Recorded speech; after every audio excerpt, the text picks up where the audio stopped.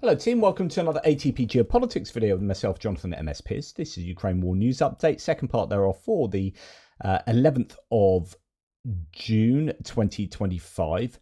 I say second part thereof. I've done a kind of a little extra on the bizarre video from Tulsi Gabbard about nuclear war.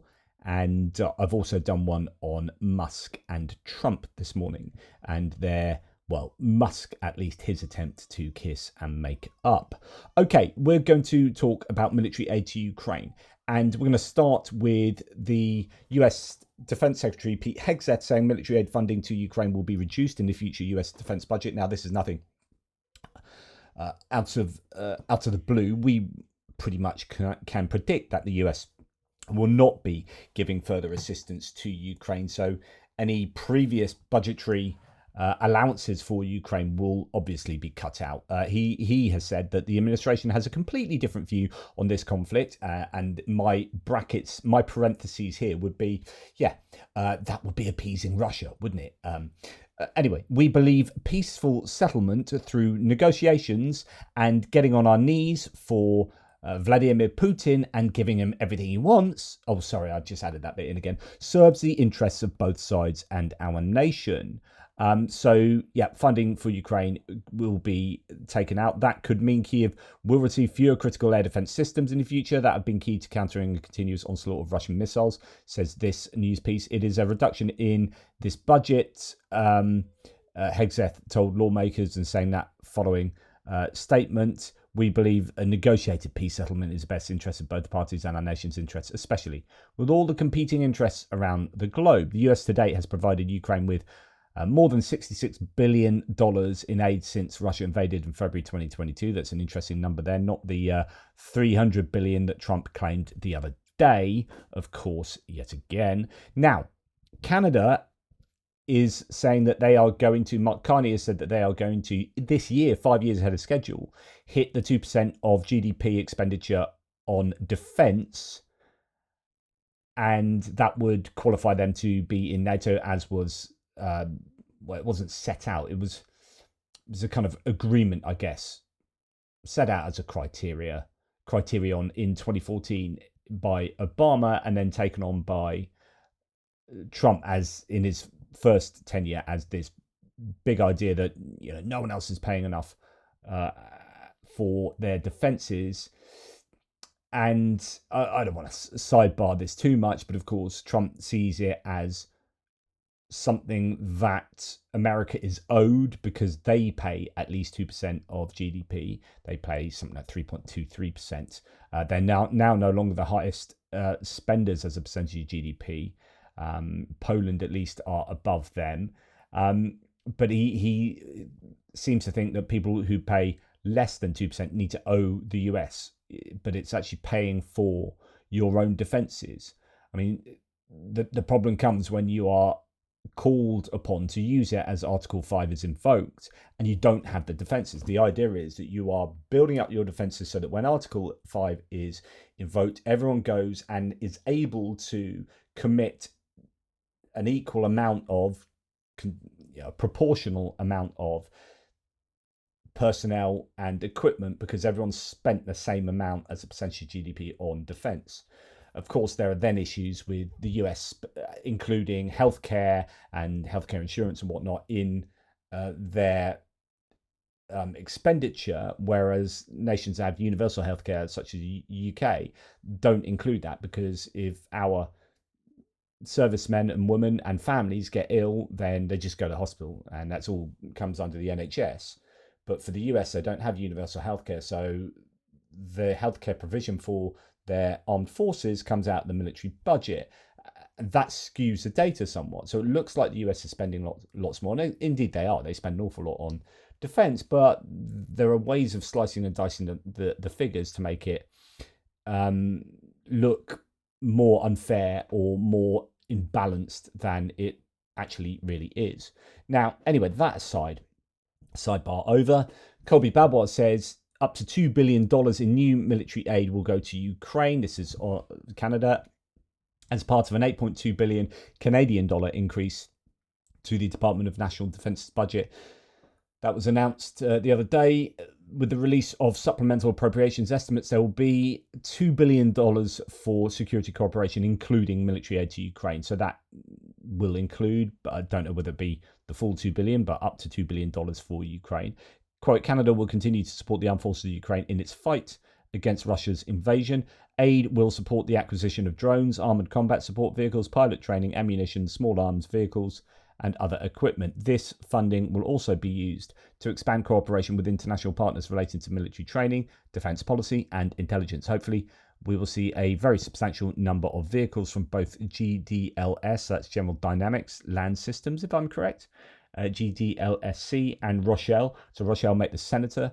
Put on contract for Ukraine. This is the most useful thing that we can contribute to them in the short to medium term. GDLSC, I think, make the LAVs. In fact, the vehicles that you can see there are, I believe, of which 64 of those have gone to Ukraine. I don't know, something like that. Anyway, they tried to get a NASAM system for Ukraine. I think that's now finally gone, but it took so long. There were delays coming from the United States that people are saying that was money not very well spent. And actually, this goes back to having a dual purpose of stimulating your own economy rather than buying a NASAM systems from the US Norwegian co-production. Just spend money on what you've got and what you can build quickly. And actually, they can build senators really quickly. Rochelle have built up their infrastructure, their facilities to build an absolute ton of those. And in fact, they are now building in Ukraine. So, I guess it depends what your metrics of success are. Like I said before, the first and foremost you spend on your own. If you're looking from your own very kind of almost selfish point of view, is you spend in your own economy on stuff for Ukraine. That boosts your own economy, gets your tax dollars up, and so on and so forth. The second best thing is you invest in Ukraine. Third best thing is do like they did previously, which is buy a NASAMS from somewhere else, right? So that NASAMS neither benefits the industry of Ukraine nor the industry of Canada, but benefits Ukraine so it achieves your strategic goals, your kind of geopolitical military strategic goals, but not your economic goals or industrial goals.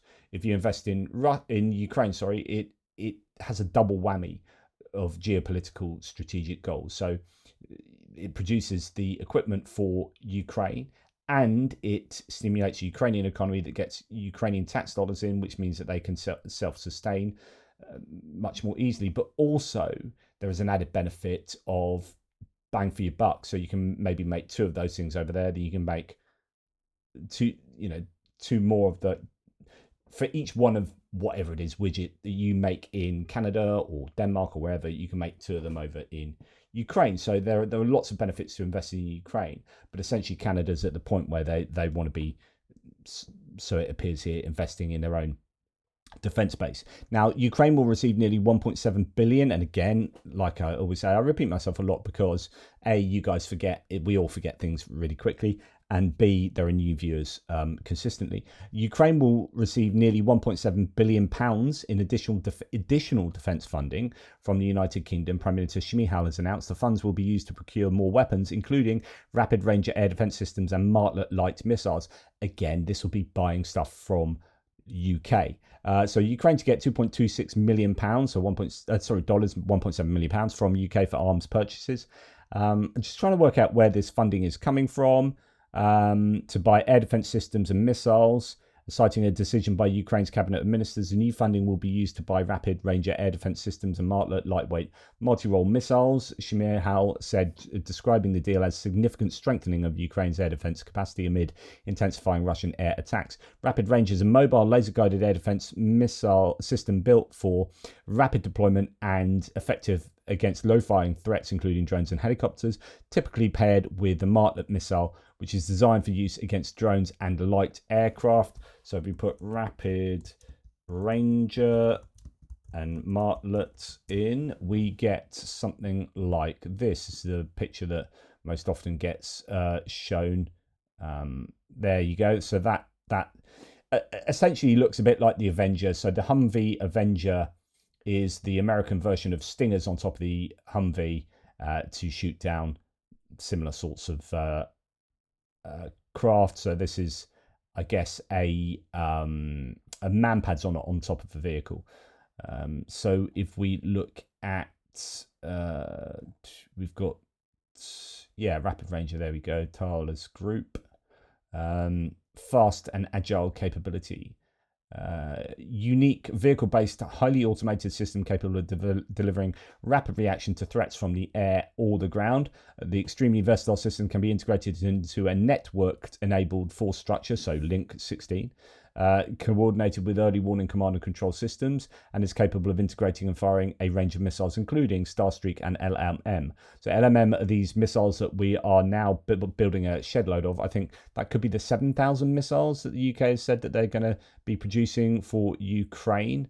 Starstreak are really good. They are not just, for shooting down drones and light aircraft. Starstreak are really good missiles for I think they break into like 3, don't they, darts, and they're pretty awesome anti-aircraft missiles. Rapid Ranger system can be fitted to many types of wheeled or tracked vehicles and is designed to include day, low light and thermal imager cameras, as well as an automatic target tracker and a 360-degree surveillance sensor, providing Rapid Ranger with a completely autonomous system operation. It's light and ultra mobile. So that's a thing that essentially goes on the top of the vehicle, put it on whatever vehicle you want. So the UK will be providing a whole bunch of those. This month, the UK has also announced record aid for the supply of drones. As I've already mentioned, we are talking about £350 million, $473 million, which will allow 100,000 drones to be transferred to Ukraine this year, Shmihel wrote on Telegram. The announcement follows Russia's massive attacks on Ukraine. This year, UK has allocated £4.5 billion, $5.8 billion for military assistance to Ukraine, marking its largest annual commitment so far. So, UK has done a pretty good job up to now, and people were wondering where the Labour government go. We haven't got all that much money, but actually, hats off, and call me biased or whatever, but hats off to our present government who are putting their money where their mouth is at a time where money's a bit tight. And it's also part of our strategic defence review, and also part of our industrial strategy as well, I would think, which all makes sense. I'm particularly, well, not particularly, I am content with where the UK is in terms of supporting Ukraine. And many countries in Europe, of course, the Scandinavian countries and Eastern European countries such as all the Baltic nations and Poland and so on and so forth. Germany, obviously, particularly, it's just, it comes back to the United States. It just breaks my heart, man. Israel announced, their ambassador announced that, yes, they have Patriot systems out in Ukraine that were the ones that were supposedly on the way to Ukraine. There's up to 8 of these that are now obsolete as far as Israel's concerned. They, I think, needed to go back to the US to be polished off and whatnot. But now Israel's denied information about the transfer of Patriot systems. The Israeli Ministry of Foreign Affairs stated in response to a request from Ynet Media, these statements are not true. Israel did not transfer Patriot systems to Ukraine. Now, this could be Israel doing a bit of OPSEC, trying to straddle the fence on both sides there, such that they don't annoy Russia too much. I mean, 15% of Israelis speak Russian, and there are some rumored connections of Israel to Russia, such that there are rumors that Vladimir Putin took cancer treatment in Israel, the best in the world type thing, and such that there is a connection there. Then you've got everything that's going on in Gaza, and then allies of Ukraine, such as UK, for example, sanctioning Israel now because Israel have been so horrific with what's been going on in Gaza. And that may cause a bit of tension between Israel and, by extension, Ukraine, because everyone else is matey with Ukraine, but actually starting to get harsh on Israel. Israel might not, I don't know, they might not want to be seen to be helping Ukraine. So there's all sorts of dynamics going on here. But it's interesting that they've now come out and denied what Brodsky the ambassador had previously said. He said, these are Israeli systems that were in the IDF service in the early 1990s. We agreed to transfer them to Ukraine. Unfortunately, there hasn't been much talk about it, but when people say Israel didn't provide military aid, that's simply not true. And now they are denying that these systems have gone to Ukraine. So that's it's denied the comments by Israel's ambassador to Ukraine. Israel has not transferred such systems to Ukraine, which is a real shame. A real shame if it is true, but they could be covering up the truth. Okay, military aid to Ukraine has been updated with, says Jeff2146, that's his own military aid sheets, 14 F-16 multi-role fighter aircraft delivered in 2024. So this is Norway.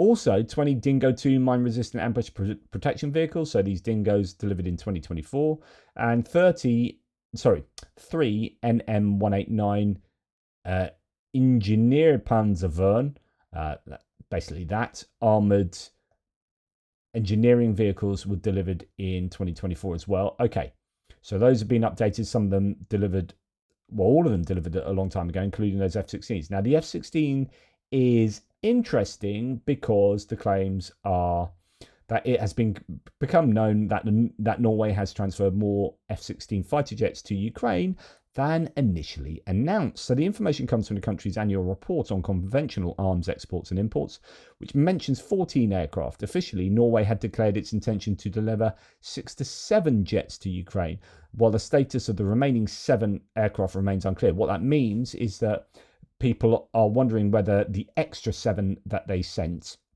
or 7 to 8 that they sent, might well be knackered ones for spare parts, or they might be perfectly functional ones, and Ukraine have 14 rather than 6 or 7 Norwegian F-16s, and that would be awesome for the Ukrainians, and could be why we are seeing more guided glide bombs find their mark. A lot of videos on socials showing that the Ukrainians are using guided glide bombs an awful lot more. Now, here we have, that's a pretty cool picture, the Ukrainian MOD announcing that they've tested and emitted into operation the new armoured vehicle, the Varta 2. So we have seen the Varta previously. Looks rather like the Senator to some degree. We managed to successfully integrate the domestic 30mm combat module into the vehicle. So it's got a pretty hefty turret on top of that one. Fantastic that they are producing their own vehicles like this. So along with the Senator that's going to be produced in Ukraine and the Varta, their own one here, what they're really missing, and Andrew Perpetuous talked about this, is tanks, main battle tanks. When was the last time we heard an announcement of main battle tanks? Well, it's going to be the M1 Abrams coming from M1A1 Abrams coming from Australia, 49 of them, the older American tanks, but that's it. So they are not getting tanks and not getting infantry fighting vehicles to probably the degree they need. There are sort of Marders that are going, older German Marders, but what was hoped for was that Rheinmetall would have a Lynx manufacturing facility set up in Ukraine. There were rumours that might actually be the case now, or German aid to Ukraine was saying, no, that's not happened. You've heard nothing. It's going to be years away. And then there was a rumor recently that actually they might have started Lynx production, but I don't know. They're lacking the IFV and the tank production indigenously, or that provision on a consistent scale. I mean, it's really frustrating because if the US were on side, then they could be receiving an absolute ton of Bradleys, and that would be useful. Some people are arguing it's not the most useful thing at the moment with the kind of style of war that they're doing, but you don't know whether they're not doing a particular style of warfare because they don't have the requisite equipment. Ukraine's Lyut Brigade deploys the Spanish BMR M600. So this is one I've not seen, BMR 600. There we go. Okay, so it's, what's the best link to have a look at? tankafv.com. Goodness me. So there you go. That's the Spanish provided APC, which obviously can come with some armaments on top, and different provision, different variations there. Doesn't look like it has huge armaments in any of these. No kind of tow rocket launchers or anything like that, but or missile launchers.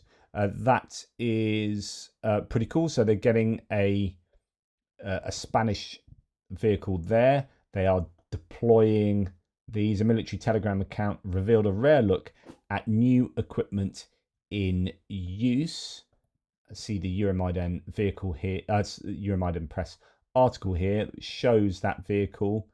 I hate the way that Euromaidan Press goes right to the bottom when you click on it. So there you go. There's the vehicle in a Telegram picture. It's interesting that quite a lot of equipment gets identified just when you see it on the front lines, or some unit saying, "Hey, here's us standing by, whatever we're using," and then someone goes, "Oh my goodness, that's a BMR 600. Didn't know they had them," or so Ukrainian National Police's assault unit, the Lyut Fury Brigade, has received Spanish Pegaso BMR M600 armored personnel carriers. According to Militiani, the deployment was confirmed by a military-focused Telegram channel, TISK, which shared a photo showing the vehicle equipped with a specially crafted anti-drone grille structure featuring doors for both crew and troops. So since Russia started its full-scale invasion in 2022, Spain has provided Kyiv with critical defense systems, armored vehicles, generators, and signed a 10-year bilateral security cooperation agreement to strengthen Ukraine's long-term resilience.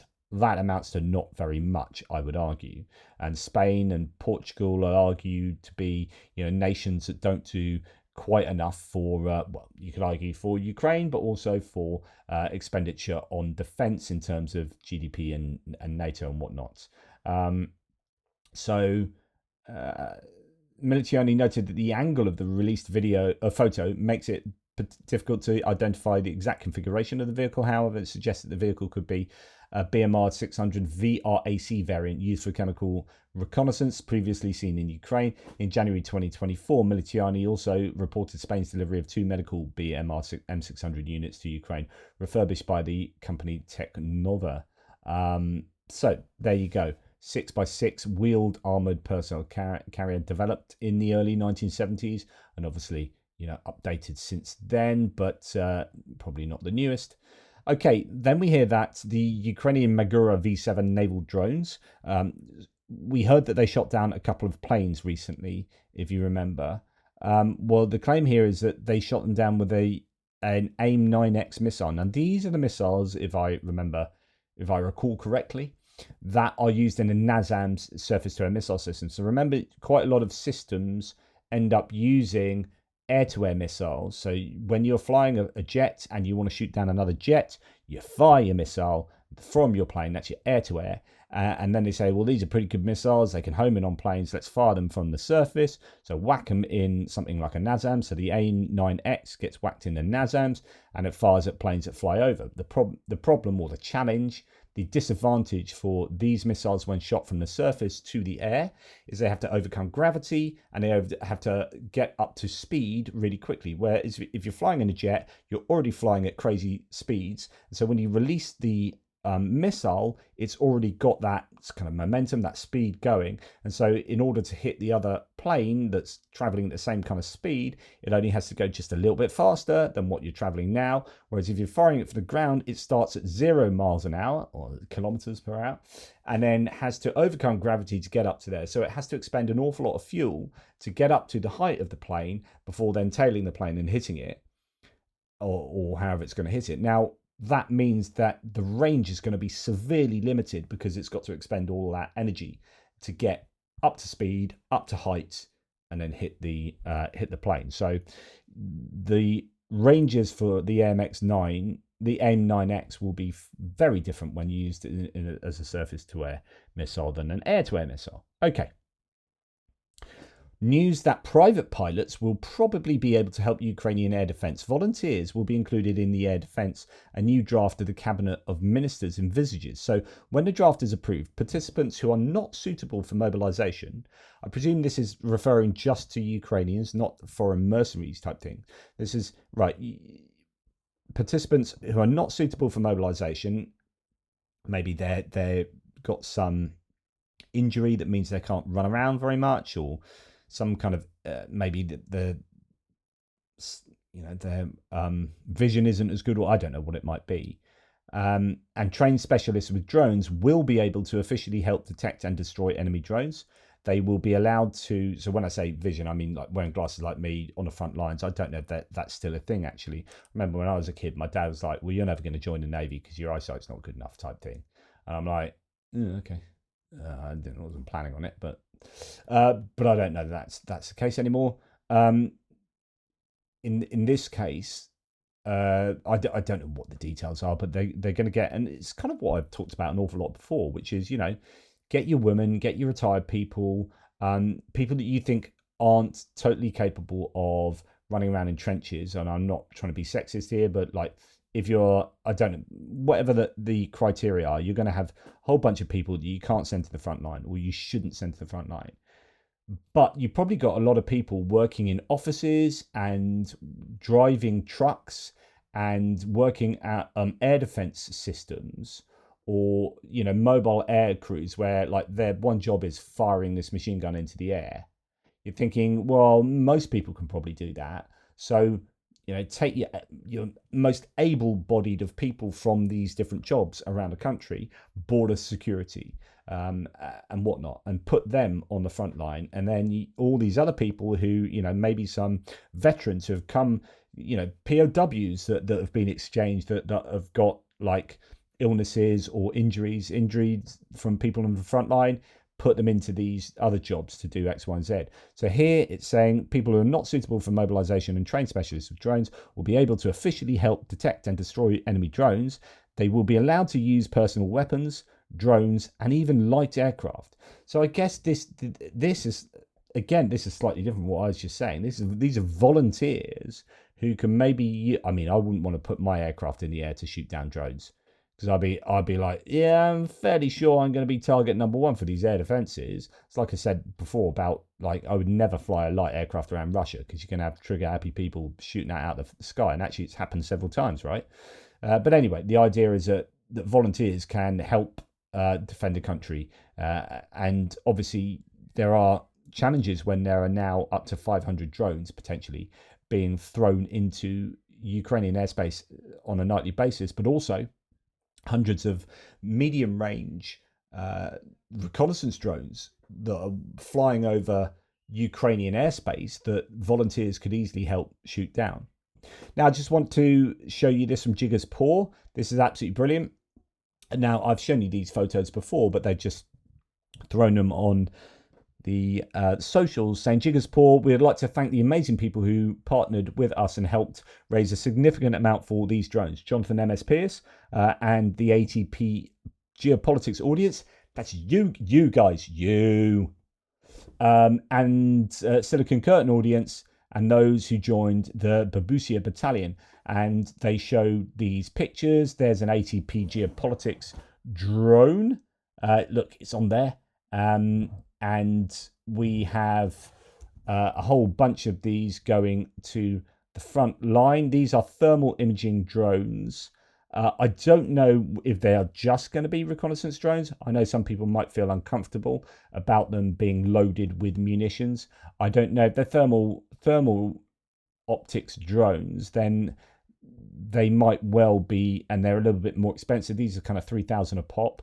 You might expect these are going to be reconnaissance drones as opposed to having munitions attached. But anyway, there's a picture of a bunch of those drones that we helped to fundraise for, and it's absolutely fantastic to see that and see all of these images of them. So that is absolutely brilliant. It's a really successful campaign, and they continue by saying other people deserving our love and gratitude are Ukrainian ambassadors who helped every brigade raise funds and reach the goal. And what they're saying here is that this was a like-for-like fundraising opportunity. So they wanted not just to rely solely on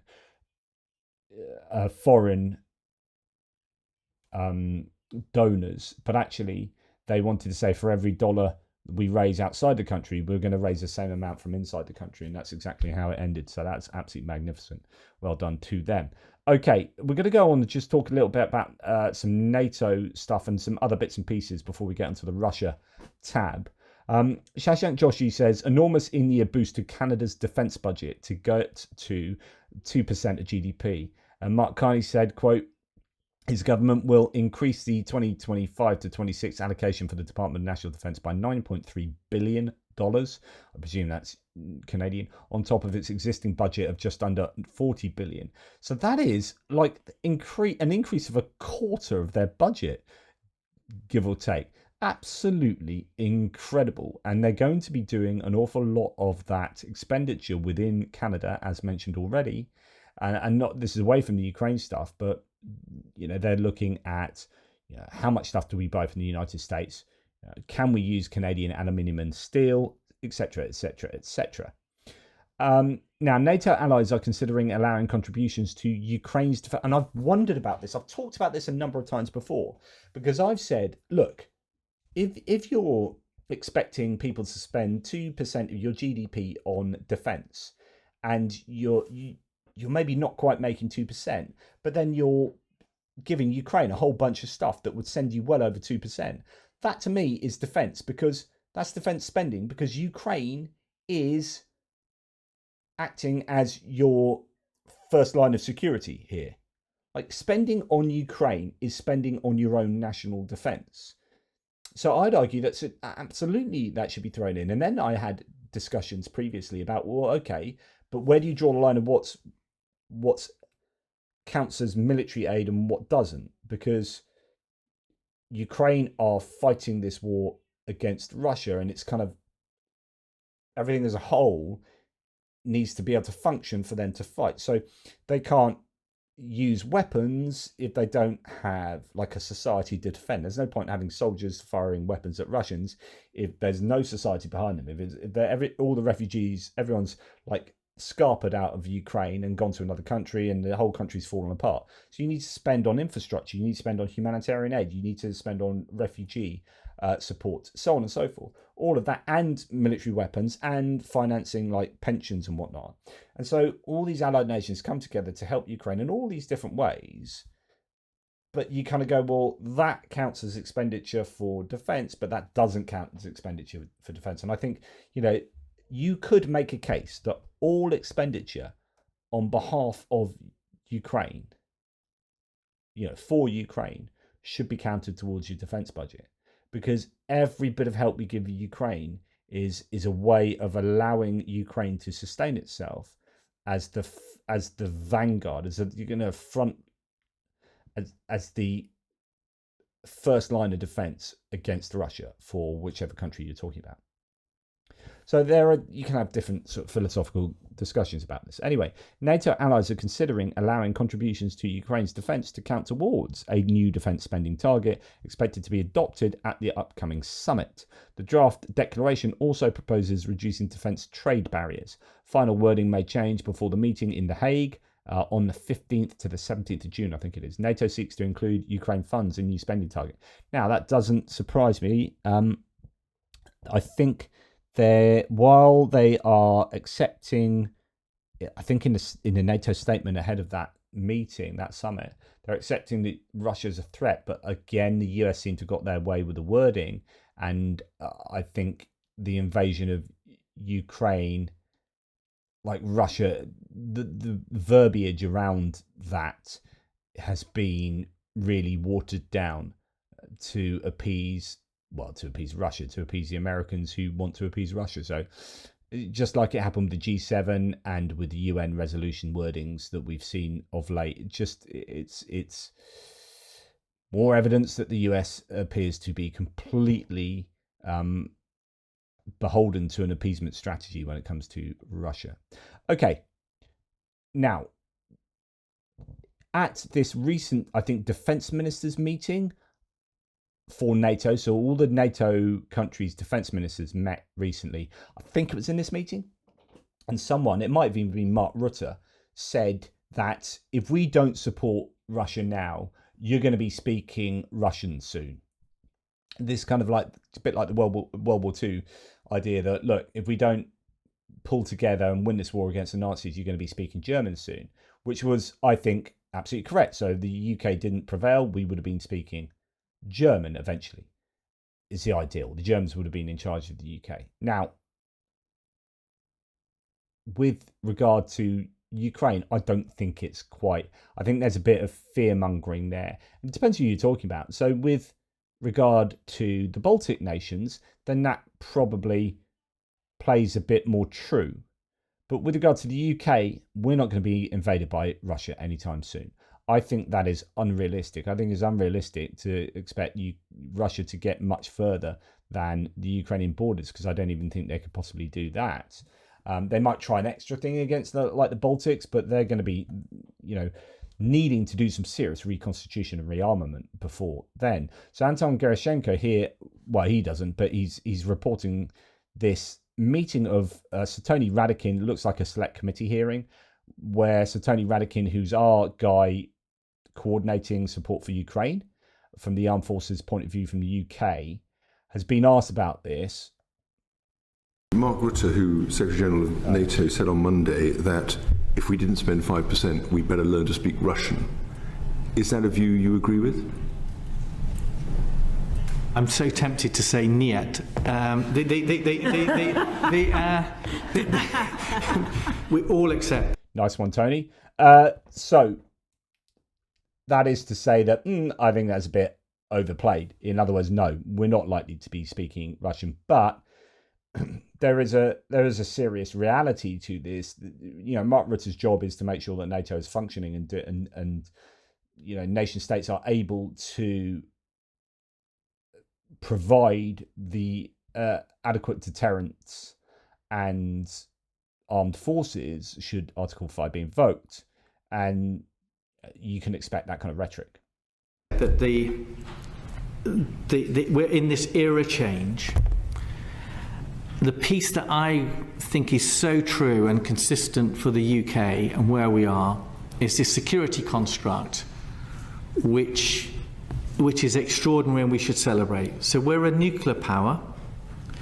We're in the world's largest and most powerful military alliance, and we have as our principal ally the world's most powerful country on the planet. That's what keeps us safe, and that's what we need to bind to. That's what we're doing, and that's what we need to strengthen so that we don't have the concerns that we're all going to be speaking Russian. Perfect response there, really. We just need to be investing in NATO, in our own provision as an extension or as a component of NATO. Doubt we're going to be speaking Russian, but you might think differently of your Lithuania. Okay, Trump successfully got Denmark to allocate its sizable defense budget to not American gear. Interesting. So what's Jay and Kyiv talking about? Well, Denmark has surprised nearly everyone and selected 3 interim short-range ground-based air defense systems at one time in order to have everything in operation by 2026. Possibly because they've given an awful lot of stuff to Ukraine. I know they've given their entire artillery domestic provision to Ukraine, right? Because what's the point of us having artillery? We'll only use artillery against the Russians, and at the moment it's the Ukrainians stopping the Russians from getting to us. So we need to give all our stuff to Ukraine. But I presume they've just given a bunch of air defense as well, or I don't know what the situation here is. But it's interesting that for the medium range air defense systems, they are buying into 3 different systems rather than just one and going hard on that, I presume, to make sure that there's enough stuff that they have to be able to do the job of air defense. So the Kongsberg, Norwegian and American co-produced NASAMS, the RST SLM medium range air defense system from Diehl in Germany, and the Mika system, I presume that's French, MBDA France, Mika or Micah, that they're the air defense, they're the missiles that the Mirage 2000 5Fs fire, rather like NASAMS fire the AIM-9X. So anyway, A milestone for autonomy in combat aviation in Europe. So the flights on May the 28th and 3rd of June saw a Gripen E fighter jet give control to Centaur, an AI agent, above the Baltic Sea and focus on testing Centaur's beyond visual range air combat capabilities. In other words, you've got a jet that's flown AI and I guess war-gamed firing at an enemy jet over the horizon. And I guess it's successfully done that, but Helsing AI agent successfully completes Saab Gripen E test flight. Wow. And I says, give control to Centaur above the Baltic Sea. And here it says, completes the Saab test flight. If you... Words. I'm so anal when it comes to words. Like, do you mean a flight? I would say that's takeoff and landing. But here it looks like it's just over the Baltic Sea. So I presume it is not that it's not a whole test flight, but they've had a flight where part of it they've tested for AI. Okay, interesting, and you know that's why we may be going there. There are arguments about whether AI can do everything a pilot can do in terms of flying, and you know what's the advantage a human pilot has over AI. It's interesting that now I was reading something about chess the other day. My mate posted something on Facebook. He's a chess player, and he's like, there's no human can beat any AI. These AI systems are now just they're perfect. They're like they win every time, and they're just incredibly good at chess compared to what they were even 10 years ago or whatever. Shashank Joshi, and this is talking to the idea of the war in Ukraine having revitalized industries in Europe. Shashank Joshi from The Economist says today, Bourges is on the cusp of a remarkable revival. So this is a town in France. Defense-dependent towns, long used to industrial decline, are preparing for the opposite. 3 places in France, Germany and Poland illustrate the huge potential and strains this can bring. So there are some silver industrial clouds to the silver industrial linings to the very dark warlike clouds. And of course, you feel uncomfortable in extolling the virtues of the military industrial complex there. Now, going on to Russia. Russia receives how many? 107mm Type 75 multiple launch rocket systems from North Korea, according to Budunov. I don't know how many, but these look like fairly old bits of kit compared to, these are firing your rockets rather than your missiles, your kind of guided missiles. So these are dumb munitions, rather like your Smerch or Grad launchers, but still useful. Fire stuff in the air, come down and land on the enemy. So North Korea is still helping, and indeed, Russia will assist North Korea in establishing the production of Shahed 136 kamikaze drones. The head of the main intelligence director of Ukraine's Ministry of Defense has said in an interview with the War Zone. So that is a challenge for... Well, the question is, who's that challenge for, actually? And I don't know, but will they be making these for Russia? So Russia's assisting North Korea in establishing production of these so that North Korea can make them for Russia as well as the Russian establishments. There's at least 3 manufacturing facilities for these drones in Russia. I'm sure they'd love another facility to be making them, and possibly even cheaper if they're using North Korean labor. I don't know. Or is that just to help North Korea going forward in their war against South Korea? I mean, what does South Korea think about this? Because those drones would be perfect for attacks on South Korea, right? North Korean ballistic missiles were improved by the Russians, which allowed the missiles to hit targets with deadly accuracy, says Budunov again. So the intelligence chief said the first batch of we know that the first batch of KN-23 missiles were of poor quality. There was a lot of talk about them exploding in midair and also deviating from their trajectory. So the Russians have improved them, and again, that is a problem. They use these potentially an awful lot. There are different claims as to the number of these missiles they've received. I think it's in the hundreds. And we see every day on the infographic released by the Ukrainian, I guess, Air Force, that every day they're either using Iskander M / KN-23 ballistic missiles. They often don't know whether it's KN-23 or the Iskander, and so they're often listed as one of the two. The Ukrainians are suffering after the support Russia have received consistently from the North Koreans, and also, as you can see here, assistance from the Chinese. So what does the Chinese production of fiber optic cores for Russia and their FPVs look like? Currently, the production capacity of the Chinese company PGI Technology is 18 machines that work 14 hours a day, winding 500 meters of fiber per minute. That is approximately 500 kilometers of coil per shift. In other words, there's an awful lot of fiber optic cabling that is finding its way from China into the hands of the Russians and onto the frames of the FPV drones that are used to blow up Ukrainian people and materiel. Again, what is happening with regard to this kind of support? Anyway, that's enough for me. Hopefully that was of interest, of use. Really appreciate your support. Please, if you're still with me now, after me banging on for so long about bits of kit, please subscribe to the channel. I really appreciate that. And like and comment and all that kind of stuff. And in the meantime, take care and I'll speak to you soon.